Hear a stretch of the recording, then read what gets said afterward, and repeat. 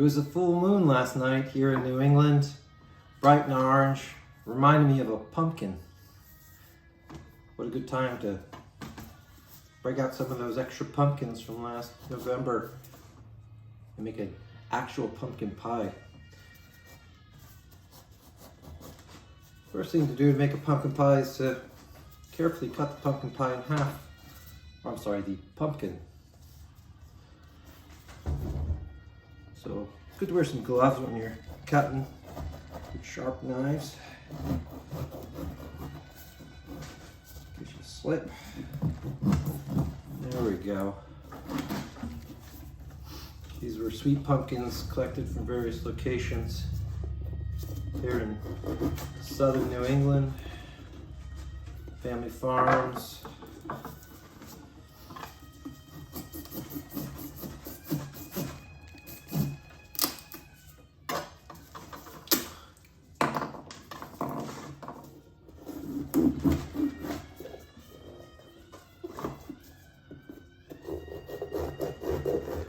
Some pumpkins get rotted by this time of year, and others do fine.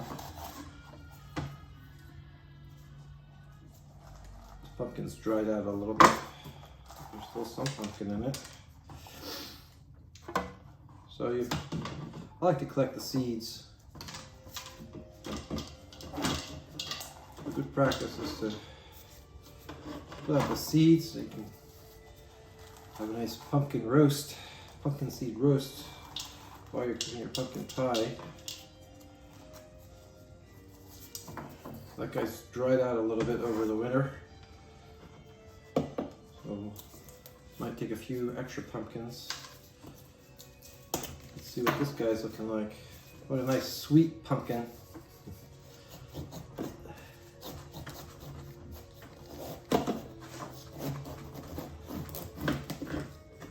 Ah yes, the pumpkins change a little bit as they mature. Early on in the season, they remain yellow, and as they get more mature, they turn white. I think they'll be fine for me and the pumpkin pies. So I always first scoop out the seeds, because the seeds are great for munching, for snacks. And I'll include that in this short video.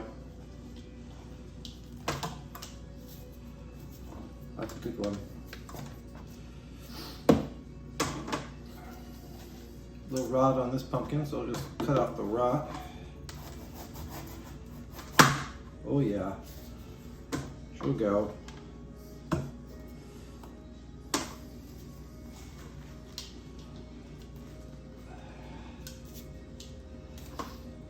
You wouldn't ordinarily think about a pumpkin pie in May. However, last night the great old pumpkin moon was over our heads,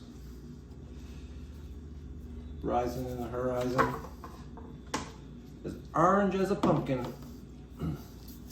Another beautiful sweet pumpkin. This one a little mushy.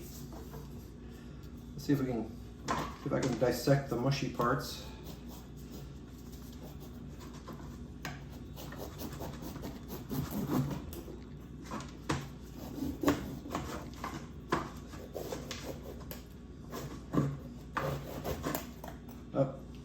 A little bit of fungus in there. This one might have to go to the squirrels. Squirrels will eat a good pumpkin.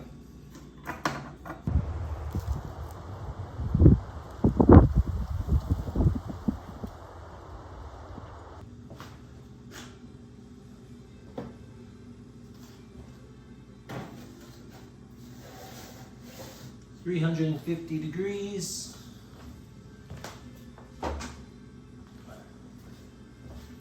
for about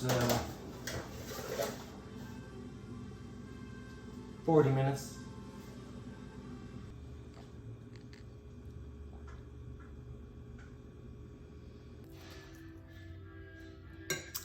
The skin of the pumpkin is generally discarded. However, I've made a kind of a tamale using the skin of the pumpkin. Now this guy looks like a jack-o'-lantern pumpkin, and not exactly a sweet pumpkin. It's not as yellowy, or rather as orange as the other pumpkins I have here. I'll skim them anyway. The little fibers generally dissolve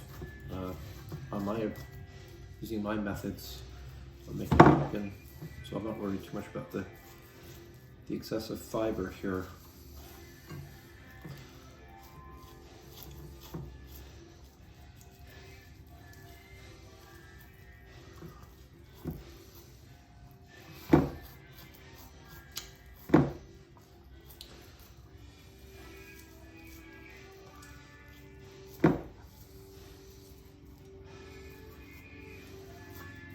A respectable amount of pumpkin. It's very dried out pumpkin over the last few months. There's another sweet pumpkin.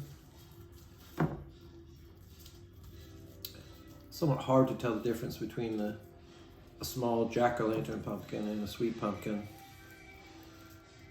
Usually the sweet pumpkins look a little smushed and abused, like, well, I guess because they're, you know, sweethearts compared to the jack-o'-lantern pumpkins. Some people claim that the ribbing, the veins or ribbing of the sweet pumpkin are broader and less impressed than those of the jack-o'-lantern pumpkin, whereas the jack-o'-lantern pumpkin shows really defined ribbing, but when they're young you can't really tell.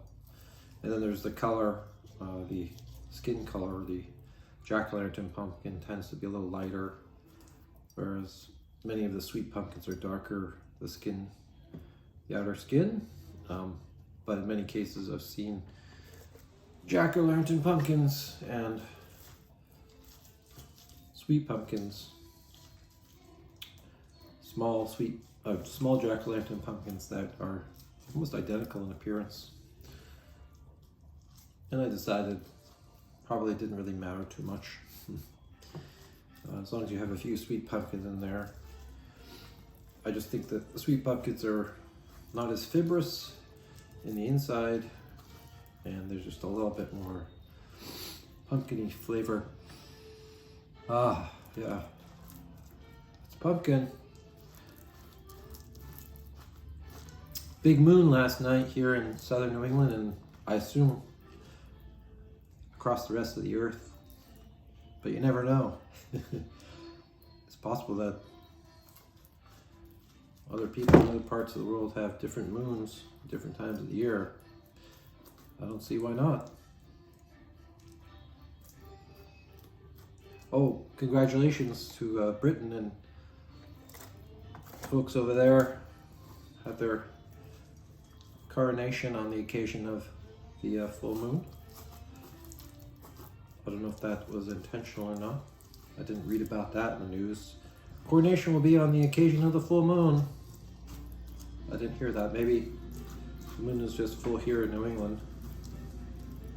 New England, we say here in my hometown, which is known as New Bedford. We like new things.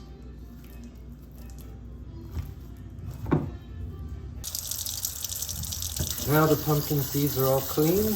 I've even used some soap to wash off any offending molds. And of course the roasting will take care of the rest.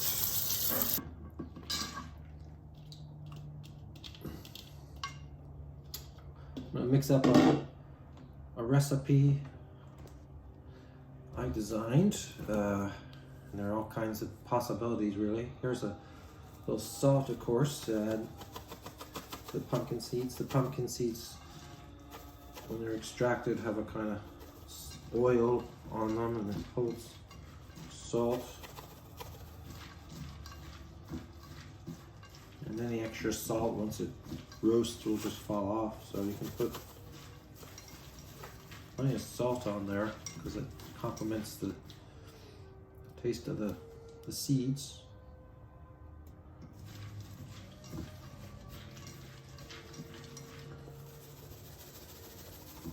Okay, plenty of salt on there.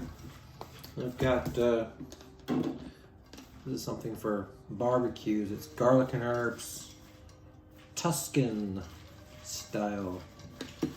So I'll mix some of that in with this garlic and herbs in with the seeds.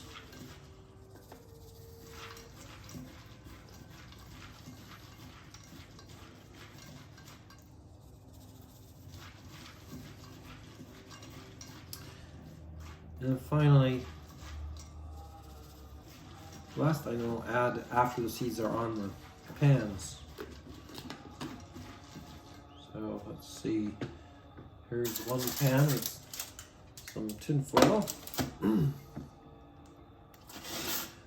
Usually 2 pumpkins make about 2 pans of seeds.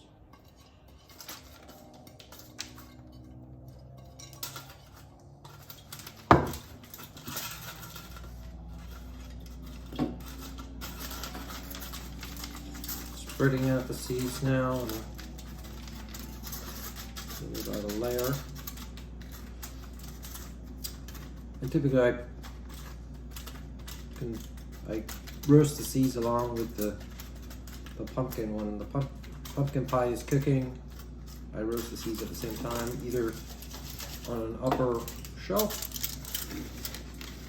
but more often in the broiler underneath, which is very warm. And the seeds just very gradually dry out, and they don't burn. They just sort of dry out in the broiler under the oven.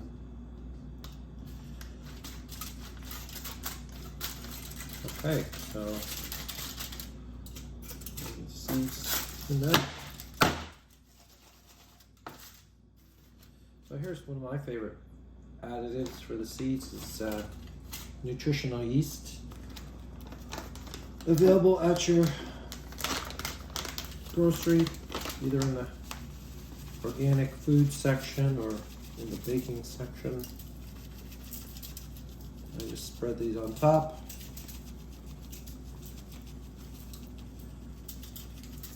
And that imparts a pleasant taste to the seeds. And whatever is extra will just fall off, so you can kind of put a little extra on. You put a little extra on to make sure you got some flavor there.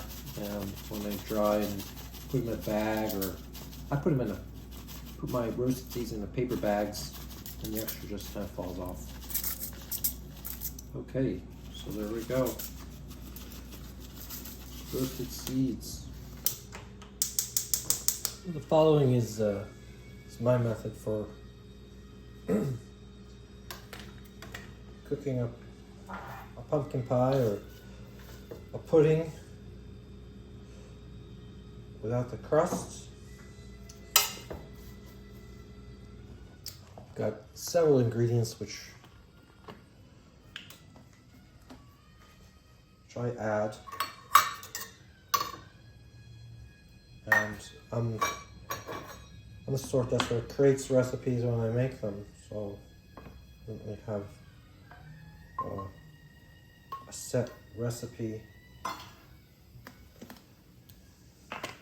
though I do keep notes in case something's really successful. So this is a recipe underway, being created. I'm using a potato masher as I stir in ingredients, and I'm mashing up the pumpkin which I've added. I'll just put in some peanut oil to start out the pumpkin pie. And it's very fibrous, so no fall. But gradually the fibers will dissolve.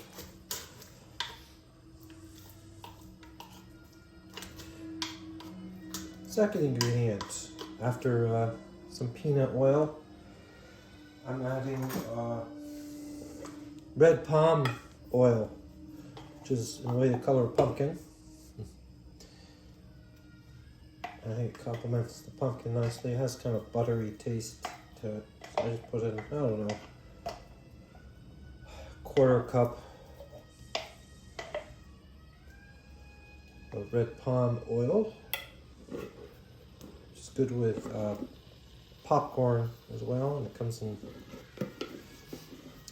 here in southern New England. It comes in nice little cans or jars.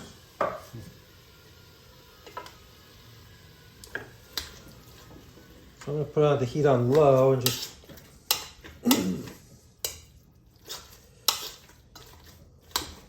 keep it warm, and as I add ingredients, I'm mashing and mashing, and I'll eventually create a nice puree. And all the fibers will just go into the puree.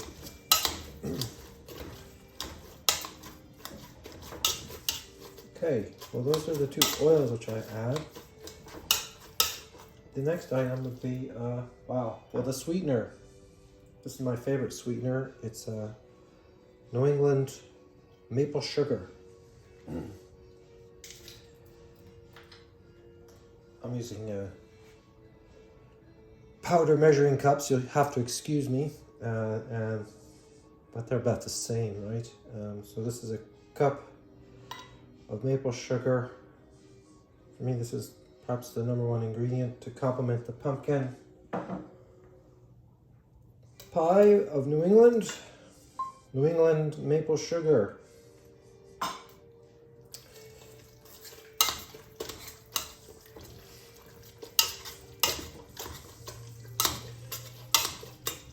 There's several sweeteners which I've explored. Besides maple sugar,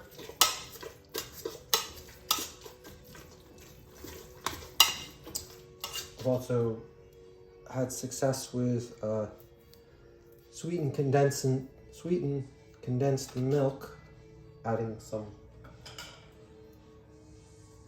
sort of milk taste to the pie. So I'm going to put in about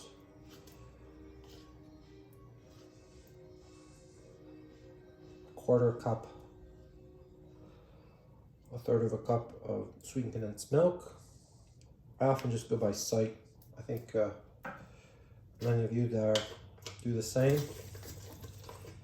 I'll show you what it looks like. It's quite pretty, the sweet condensed milk and the pumpkin pie, or the pumpkin mash puree.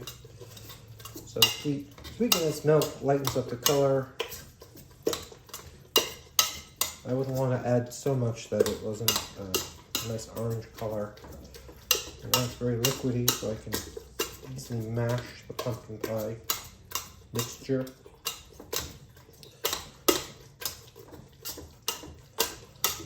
I have it on a low heat setting, so it's just warming up.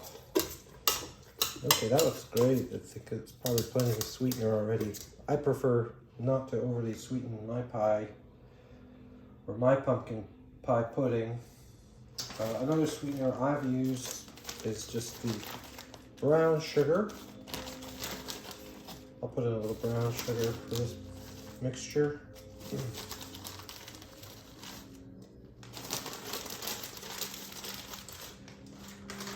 And sometimes I just use brown sugar to see how successful it was as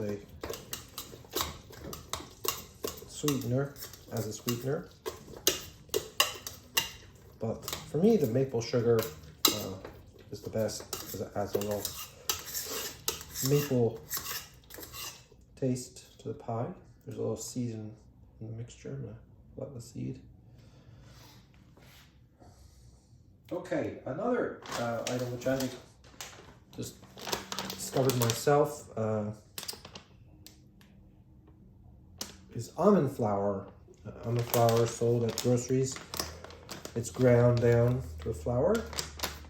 And I first tried almond flour because I wanted to add more texture and substance to the pie. I thought it needed more substance. And so I got almond flour, and the almond taste is very close to the pumpkin pie taste. There's a little funny portion of pumpkin in here. Oh, that's the baking. That's the sugar melting. I thought it was like a stem or something. I don't know. Anyway, almond flour is very close to the taste of pumpkin, and it's also sweet. It adds some sweetener, and it's just naturally sweet. And it does help build up the texture of the pie when it's finally cooked, whether it's in a crust or not. The almond flour makes it firmer, which is very desirable from my perspective. I prefer a kind of firm pumpkin product. So I'm going to mix in some almond flour, and I found almost no limits, no limits to the amount of almond flour that you might add. So I'm going to put in now a full cup of almond flour to add some flavor and sweetness, very close to pumpkin flavor the almond is.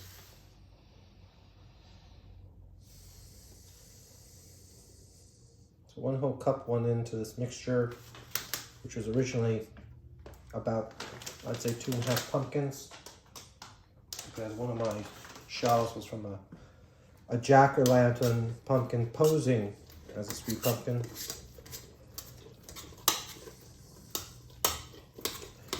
Well, the fibers from a jack-o'-lantern pumpkin are gradually dissolving in the mixture that I'm creating using just a potato masher. And these fibers will finally disappear in the final product. Another nice firming agent I've explored is tapioca flour. It's of course reputed to be a firming agent, and it's also somewhat sweet. No, not sweet, but a firming agent, a gelling agent, help bring about that pumpkin firmness, that people desire. However, I haven't really seen it as very successful. I haven't found it to be very successful so far. Another firming agent for your pumpkin product would be cornstarch. Cornstarch I may have had success with. I'm not sure. I still really haven't had success with firming the pie. I think the most success I've had is with the almond flour, because it nicely blends in with the pumpkin flavor and it adds some sweetness as well. The other agent which I've explored for creating a kind of gel, a nice sort of gel to the pie, is Irish moss. Irish moss can be collected here on the seashores of New England and throughout parts of the world, and it has the carrageenan in it, which is like a gelling agent, and I've attempted to make a mixture with that item. Okay, I haven't yet added the salt. Salt, of course, brings out flavor. So I will add a tablespoon of salt to this mixture. Dunk.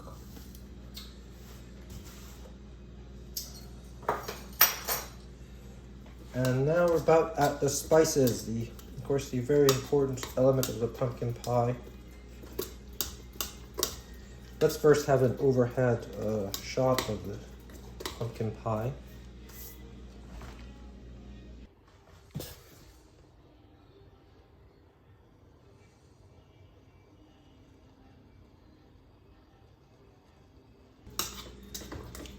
What would a pumpkin pie be without spices? The number one spice being cinnamon, and then the runner-up spices would be nutmeg and ginger and cloves, and there are probably many more. I've tried different things. Anise. I've tried anise. Cinnamon I found to be the most important spice in my pumpkin pie, so I put the most cinnamon. So now I'm going to put about a tablespoon of cinnamon in this pumpkin pie. Pop. Just a little less than a tablespoon.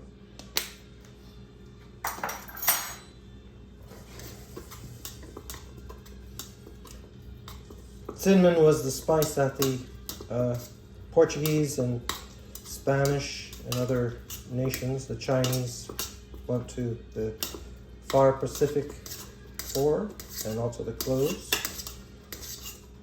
I read that Magellan, when he had to choose what spice to collect from the Spice Islands, chose clove, which is the most pungent of the spices. I would have preferred the cinnamon myself.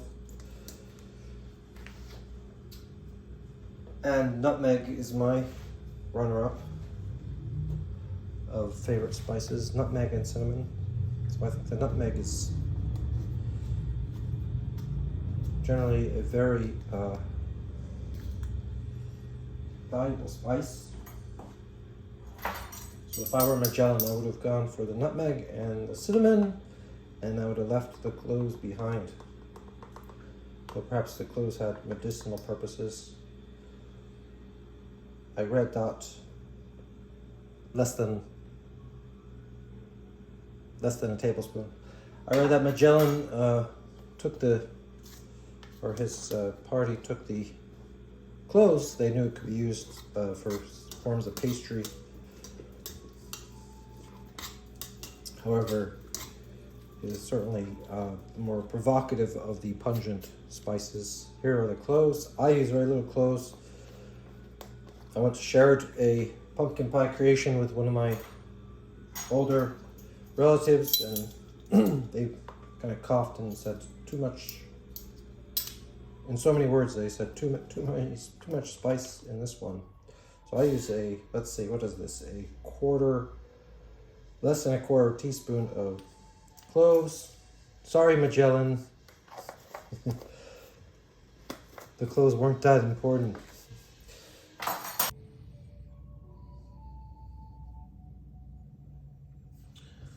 Okay, preparing now the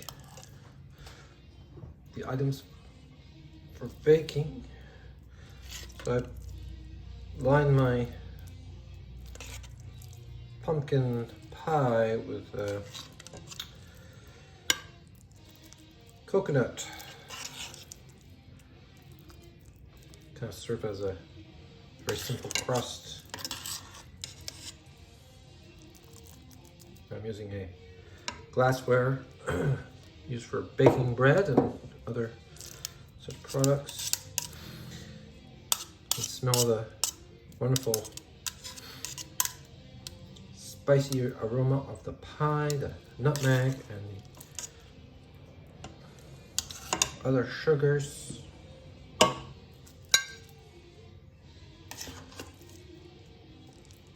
Just see the almond flour in the pie, which for some aficionados would perhaps detract from its value.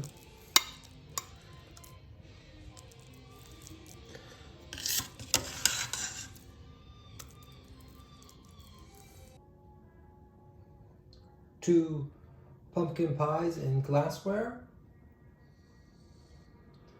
and 2 pans of seeds to roast. All this is going into the oven. Well, that concludes the pumpkin pie in May and roasted seeds. The extra pan of roasted seeds is in the broiler and the oven is heating up. All you got to do is wait.